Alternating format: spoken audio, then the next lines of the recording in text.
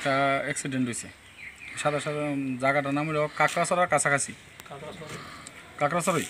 এই আমরা সাথে সাথে স্টাফ নিয়ে গেলাম, গিয়ে এসে দেখলাম গাড়ি একটা কমসে কম 150 মিটার নিচে গেছে। গাড়িটার নাম গাড়ির কী গাড়ি? অল্টো 800।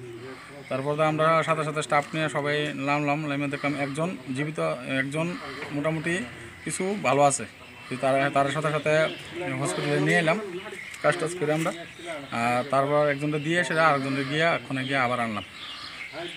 তো কী নাম তার? নাম হলো একজন পার্থদেব বর্মা, গণেশ দেব বর্মা। যিনি মারা গেছেন তো উনি মারা যে গেছে উনি হলো গণেশ দেব বর্মা।